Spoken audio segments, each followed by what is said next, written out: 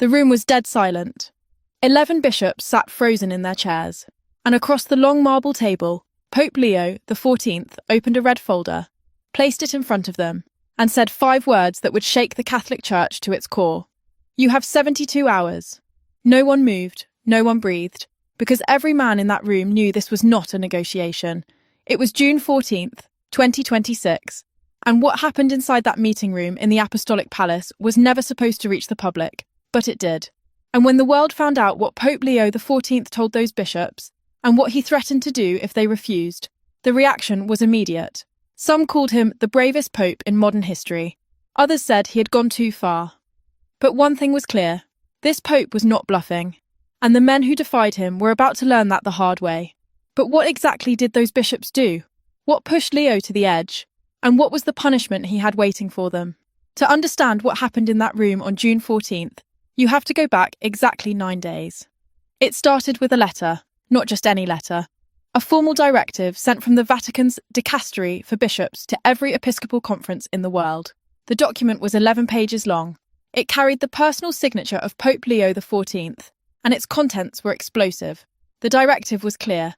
Every diocese on the planet was required to submit a full transparency report within 60 days, financial records going back 10 years, property holdings, investment portfolios, abuse complaint logs, clergy reassignment histories, internal disciplinary records, every file, every transfer, every decision that had been buried in filing cabinets and locked offices for decades. This was not a suggestion, it was an order. Pope Leo had been pushing accountability since the day he took office. After Pope Francis passed away on April 21st, 2025, and Leo was elected on May 8th of that year, he made one thing absolutely clear from his very first address. The era of silence inside the Catholic Church was over. He stood on the balcony of St. Peter's Basilica that day and said it plainly. This church will not hide anymore. 7 words, no decoration, no diplomacy, just a promise. And for more than a year, he kept that promise. He restructured the Vatican's financial oversight. He installed independent auditors in 3 major dioceses. He personally intervened in abuse cases that had been stalled for years. He wasn't just talking about reform. He was doing it, methodically, relentlessly, without asking permission. But not everyone wanted the curtains pulled back. Not everyone wanted the light to reach those dark corners. And 11 bishops across 3 continents, men with power, influence, and deep roots inside the institution, decided they would not comply with the directive. They didn't just ignore it, they organised against it. Before we continue with the story, if you enjoy stories like this, click the like button, subscribe to the channel, and leave a comment telling us where you're watching from. Your support keeps these stories alive, and it means more than you know. Within 48 hours of the directive's release, a private message chain was circulating among the 11 bishops. It was encrypted, hosted on a secure platform, carefully worded, and its message was simple: resist. The group was led by 3 central figures. The first was Archbishop Gerhard Renner of Munich, a towering figure in the German Catholic landscape, 71 years old, conservative to his core, a man who had survived 3 papal administrations without ever being questioned, challenged, or disciplined. He viewed the Transparency Directive as a personal insult, an intrusion into the sovereignty of his archdiocese. He had run Munich his way for 18 years, and he had no intention of handing over his records to Rome. The second was Bishop Tomás Castillo of Lima, a political operator of the highest order, known across South America for his vast network of influence, connections to politicians, media figures, and wealthy Catholic donors. He had spent 20 years building a system of loyalty, favours, and mutual protection. A transparency report wouldn't just expose his finances, it would dismantle his entire power structure. The third was Bishop Patrick Mulgrew of Philadelphia. American, sharp-tongued, media-savvy, he had appeared on cable news just 3 weeks before the directive was sent, calling Pope Leo's reform agenda a reckless dismantling of church tradition dressed up as progress. He was loud, he was unapologetic. And he had a following, not just among conservative Catholics, but among politicians who saw the church's internal struggle as a useful culture war talking point. Together, these 3 rallied 8 more bishops from across the world: Nigeria, India, Italy, Poland, Central Africa, 11 in total, 11 men who believed they could stall the Pope's most ambitious reform effort and get away with it. But what none of them anticipated was how quickly Leo would move. On June 10th, just 5 days after the directive was sent, the Vatican received official confirmation that 11 dioceses had formally declined to comply. Not delayed, not requested extensions, declined in writing. Each letter was polite, respectful in tone, diplomatic in language, but their meaning was unmistakable. These bishops were drawing a line, and they expected the Pope to blink. When the reports reached Leo's desk that evening, his reaction surprised everyone around him. He didn't raise his voice. He didn't slam his fist on the table. He didn't call an emergency press conference. He didn't even mention it during his morning briefing with the Secretary of State the following day. Instead, he did something far more calculated, far more dangerous. He picked up the phone and called Cardinal Victor Manuel Fernandez, the prefect of the Dicastery for the Doctrine of the Faith, the Vatican's chief enforcer of doctrinal and canonical discipline. The conversation lasted 40 minutes. When it ended, Fernandez immediately summoned his legal team to an emergency session. What Leo had requested was unprecedented in modern church history. He wanted a full canonical review of all 11 bishops, not in months, not in weeks, but within 72 hours of a deadline he was about to set. He wanted every possible penalty mapped out. Suspension from ministry, removal from office, formal investigation, apostolic administration of their dioceses. Everything on the table, no exceptions. This was not a pope asking for options. This was a pope preparing for war. Word spread through the Vatican hallways like smoke through a building. By June 11th, senior cardinals across Europe were making frantic phone calls. Some were calling the 11 bishops directly, begging them to back down.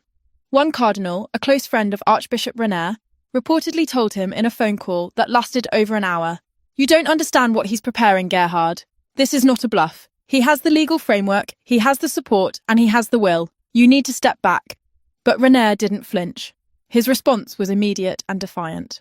"The Pope can send all the letters he wants. We answer to our dioceses, we answer to tradition. We do not answer to a bureaucratic checklist designed to humiliate us." That quote leaked to an Italian journalist within hours and detonated like a bomb across European media. Headlines exploded. Bishops rebel against Pope Leo. Transparency war inside the Vatican. Leo XIV faces his biggest internal challenge yet. 11 bishops say no to the Pope. The coverage was relentless. Every network, every newspaper, every Catholic blog and podcast. The church was splitting in real time, and the whole world was watching. Pope Leo said nothing publicly. He attended his scheduled meetings. He held his Wednesday general audience in St. Peter's Square. He greeted pilgrims, blessed children, smiled for photographs, waved from the Pope-mobile. But behind the ancient walls of the Apostolic Palace, something very different was happening. On the evening of June 12th, Leo held a closed-door meeting with 6 of his most trusted advisors, 3 cardinals and 3 senior Vatican officials. No phones were allowed inside the room, no recording devices, no written notes. The meeting lasted 3.5 hours. When it ended, one of the attendees later described it to a trusted colleague with a single sentence: "The Pope has made up his mind, and God help them." What Leo decided in that meeting was this: he would not issue a public statement. He would not engage in a media battle. He would not give interviews. He would not explain himself. Instead, he would summon all 11 bishops to Rome in person, face to face. No intermediaries, no lawyers, no staff. The invitations went out within hours, not through email, not through phone calls, but through the Apostolic Nunciature in each country, the Vatican's official diplomatic channel, the most formal, most serious method of communication the Holy See possesses. Each invitation was identical. It stated that the Holy Father requested the bishop's personal presence at the Apostolic Palace on June 14th at 9 o'clock in the morning. Attendance was described as an expression of communion with the successor of Peter, Vatican language for "you do not have a choice."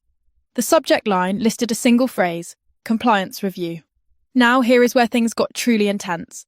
The moment those invitations landed, the 11 bishops were thrown into chaos. For all their bravado, none of them had actually expected to be called to Rome. They expected pushback. They expected negotiations, maybe a strongly worded letter. But a summons to the Apostolic Palace from the Pope himself, this was different. 3 of the bishops, Renier, Castillo and Mulgrew, immediately convened a video call. The conversation lasted 2 hours and became heated almost instantly. Mulgrew argued that refusing the summons would be catastrophic. It would give the Pope legal and canonical justification to escalate without further dialogue. Renier disagreed sharply. "He won't actually do anything," Renier insisted. "He needs us more than we need him. Without the bishops, he has no church." It was Castillo who settled the debate. His voice was calm but firm. "We go," he said. "We go together, all 11. We show him we are united. We show him we are not afraid. And we tell him to his face that we will not comply." So they went, all 11 of them from 4 continents. They booked flights within hours. They arrived in Rome on the morning of June 14th. They were collected from their hotels by Vatican cars, black sedans with tinted windows. They were driven through the gates of the Apostolic Palace without stopping. No press, no cameras, no witnesses. They were escorted through corridors most of them had never walked before, deep into a section of the palace used for private diplomatic functions. A room with a long marble table, 12 chairs on one side, one on the other. The walls were lined with Renaissance paintings, apostles, saints, and martyrs gazing down with expressions that felt uncomfortably knowing. They sat, they waited. The door was closed behind them. 12 minutes passed. Then the door opened and Pope Leo XIV walked in alone. No cardinal at his side, no secretary, no aide. Just the Pope in his white cassock, a red folder under his left arm, and that calm, measured expression the world had come to know. The expression that revealed nothing and concealed everything.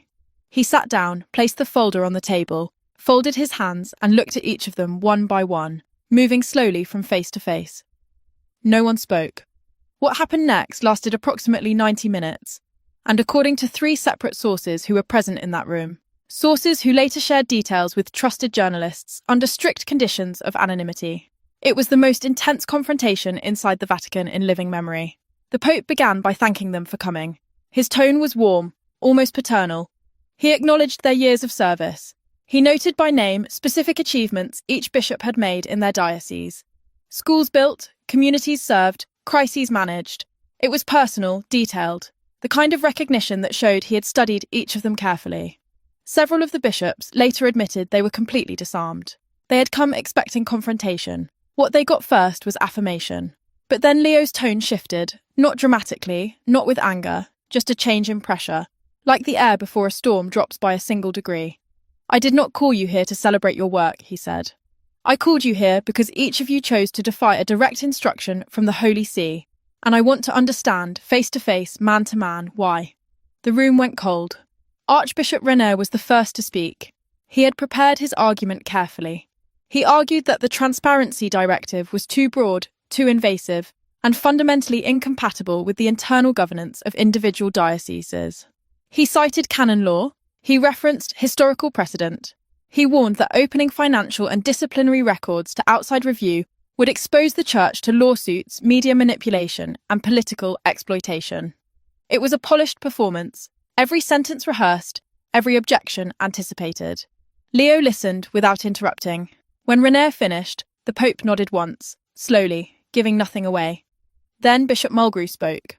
Where René had been strategic, Mulgrew was aggressive. He accused the Vatican of bureaucratic overreach. He called the directive ideologically driven. He claimed it was part of a progressive agenda designed to weaken traditional church governance and centralise power in Rome.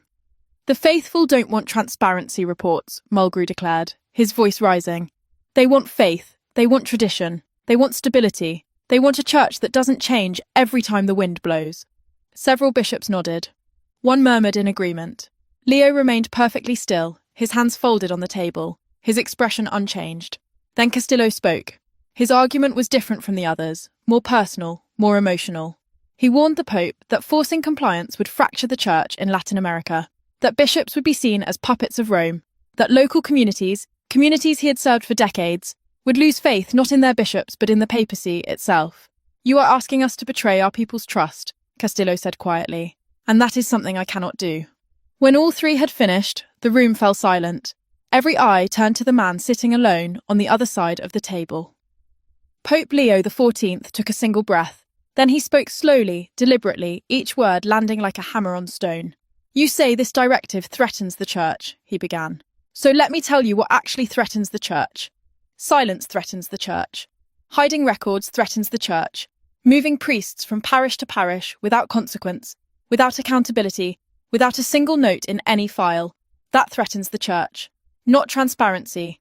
Transparency saves the Church." He paused. He let the words settle. Then he opened the red folder. Inside were printed documents, pages of data, names, dates, locations. He slid one copy across the table toward the bishops. "This," he said, "is a summary of abuse complaints filed within your 11 dioceses over the past 15 years. Complaints that were received and never investigated. Cases that were opened and then quietly closed. Priests who were accused, transferred, and allowed to serve again in new parishes where no one knew their history." The room went pale. One bishop looked down at the table. Another closed his eyes. "I did not compile this to shame you," Leo continued. "I compiled it because someone had to. Because if we do not open these files ourselves, voluntarily, transparently, with courage, then someone else will open them for us. The courts, the press, the governments. And when they do, it will not come in the form of a transparency report. It will come as an indictment, not of individuals, but of the entire institution." No one responded. Leo let the silence stretch. 10 seconds, 20, 30. Nearly a full minute of absolute quiet in a room where 11 of the most powerful men in the Catholic Church sat motionless, unable to meet the Pope's eyes. Then Leo leaned forward. "You have 72 hours, he said. 72 hours to submit full compliance with the directive. Every record, every file, every name. If you comply within that window, this conversation stays in this room. Your service will be acknowledged.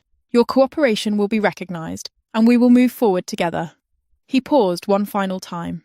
"If you do not comply, if even one of you refuses, I will initiate formal canonical proceedings. Your cases will be referred to the dicastery for the doctrine of the faith. You will be suspended from all episcopal duties, pending the outcome of the investigation. Your dioceses will be placed under temporary apostolic administration until the review is complete, and the findings will be made public."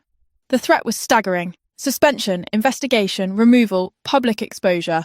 In the entire history of the modern papacy, no pope had ever confronted sitting bishops with such direct, specific, and immediate consequences. Not Pius XII, not John Paul II, not Benedict XVI, not Francis. No one. Archbishop Renner broke the silence first.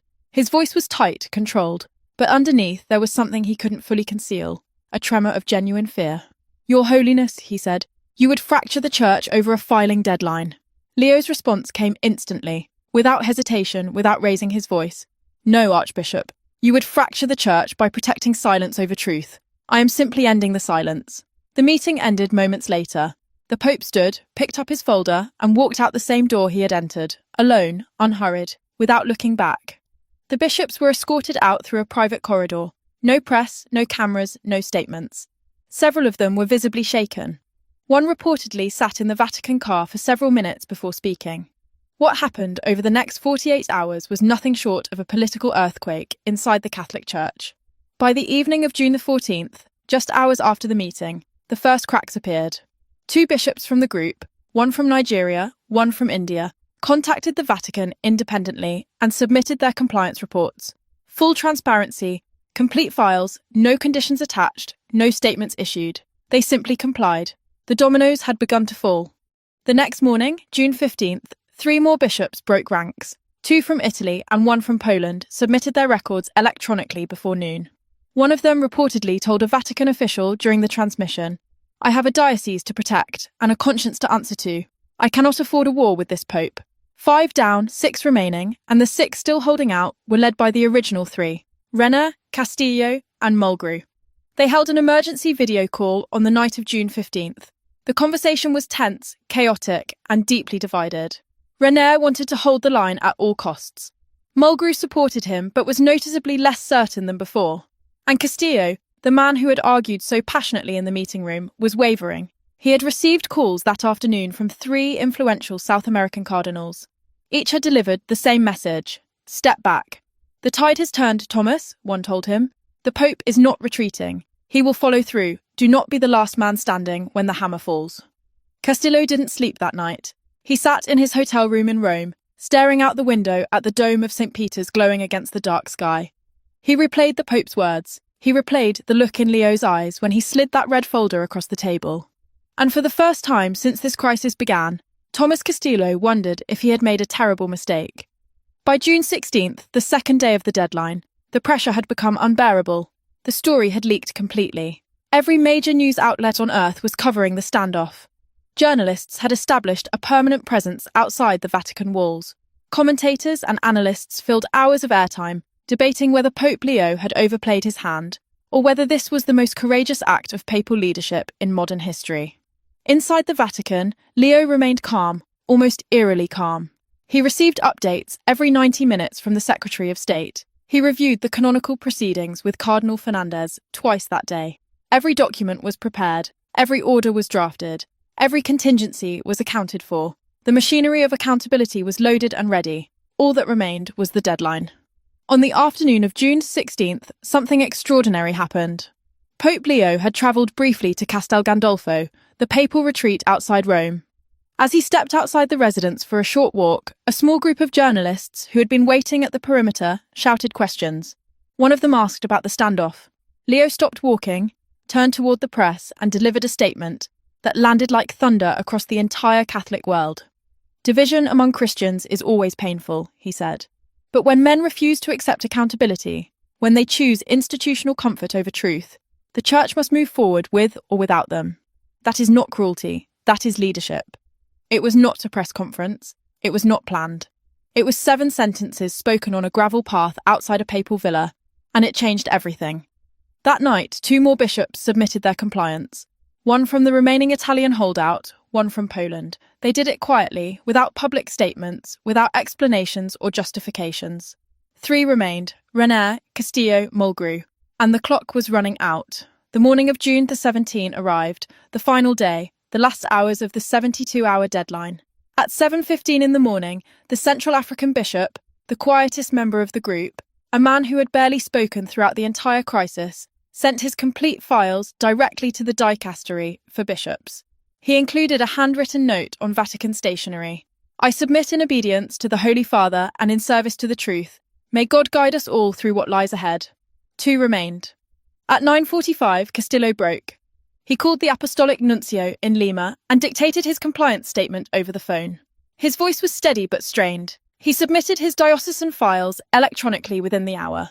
He issued no public comment. He gave no interviews. He simply complied. When Archbishop Renner learned that Castillo had surrendered, he was furious. He called Mulgrew immediately. His voice was raw. "We are the last 2, he said. "If we fold now, everything we stood for means nothing. We have to hold." Mulgrew hesitated. For the first time in weeks, the first time in the entire crisis, the sharp-tongued bishop from Philadelphia had no argument to make, no talking point, no clever response for the cameras. He asked René for 1 hour to think. That hour changed everything. During those 60 minutes, Mulgrew received a phone call from a retired American cardinal, a man he had known for 30 years and respected deeply. The cardinal spoke for 12 uninterrupted minutes. He told Mulgrew about a private conversation he'd had with Pope Leo several months earlier, an off-the-record meeting, no aides, no agenda. In that conversation, Leo had laid out his vision with absolute clarity. "Every day I sit in this office," Leo had told the cardinal, "I carry the weight of every victim who was silenced, every file that was buried, every priest who was protected, when a child was not. If I do nothing, if I let this system continue, then I am as guilty as the men who built it. I would rather lose every bishop in this church than allow one more child to be harmed by our silence." The cardinal repeated those words to Mulgrew. Then he added his own. "Patrick, I've known you for 30 years, and I'm telling you, this man is not your enemy. He is the best chance this church has. Don't be the reason he fails." Mulgrew hung up the other phone. He sat alone in his office for 20 minutes. He stared at the crucifix on his wall. He thought about his diocese, his parishioners, his legacy.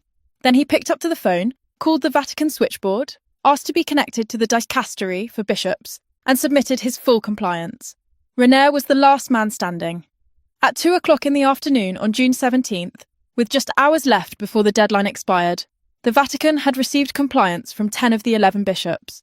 Only Archbishop Gerhard René of Munich remained defiant. Pope Leo was informed immediately. He was sitting in his private study at the time.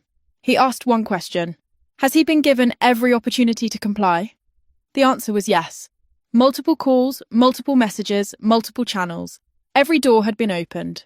Leo nodded slowly, then he said 3 words. Prepare the proceedings. At 4:30 that afternoon, the dicastery for the doctrine of the faith formally opened a canonical review of Archbishop Gerhard Renner. The notification was transmitted simultaneously to Renner's office in Munich, to the German Bishops' Conference, and to the Apostolic Nunciature in Berlin. The review would examine 3 areas: Renner's formal refusal to comply with a direct papal directive, a comprehensive independent audit of his archdiocese's financial records, and an investigation into any previously unreported complaints or disciplinary matters within his jurisdiction. The announcement was public, deliberate, and unmistakable. Raniere released a statement within the hour. It was short, 3 paragraphs, defiant in tone, but thinner in conviction than anything he had said before. He called the proceedings an unprecedented attack on the legitimate authority of dioceses and bishops, and vowed to contest them through every available canonical channel. But the bravado was hollow now, and everyone could hear it. Because Raniere knew, as every canon lawyer, every cardinal, every bishop on the planet knew, that once the Vatican formally opens proceedings against a bishop at the Pope's personal direction, the trajectory is clear. The review will be thorough, the findings will be published, and the consequences will follow. By the evening of June 17th, the story had consumed every corner of the Catholic world and far beyond. Every major newspaper, every broadcast network, every social media platform. The standoff between Pope Leo XIV and his own bishops was the biggest story in global religion, and one of the biggest stories of the period. Inside the Vatican that night, Pope Leo held a brief meeting with his senior staff. He thanked them for their discipline, for their discretion, for their courage in what he acknowledged had been an extraordinarily difficult week. And then he said something that several people in that room later described as the most honest, most human, and most revealing statement of the entire crisis. "I did not become Pope to be loved by everyone," he said quietly. "I became Pope to lead. And sometimes leadership means being the only person standing in a room full of people who want you to sit down. I would rather stand alone and do what is right than sit comfortably and do nothing." The room was silent. Then someone began to clap. Then another. Within seconds, the entire room was applauding. The next morning, June 18th, Pope Leo appeared at his weekly general audience in St. Peter's Square. The crowd was the largest in months. People had come from across Italy, across Europe, from as far as the United States and Brazil, not just for the audience, but to see the man who had just stared down 11 bishops and won. Leo spoke about his recent apostolic journey to Spain, about the warmth and faith of the Spanish people, about the beauty of Barcelona, the devotion at the Abbey of Montserrat, the hope he witnessed in the Canary Islands. He did not mention the standoff. He did not mention the bishops. He did not reference the deadline, the red folder, or the proceedings against Raniere. He didn't have to. The whole world already knew. But near the end of his address, Leo paused. He looked out at the enormous crowd filling the square, and he said something that many interpreted as a quiet, definitive statement on everything that had just transpired. "The Church does not grow stronger by holding on to its secrets," he said. "It grows stronger by opening its doors, even when what lies behind them is painful, especially then." The square erupted in applause. In the days that followed, the aftershocks continued. Raniere's canonical review moved forward with unusual speed.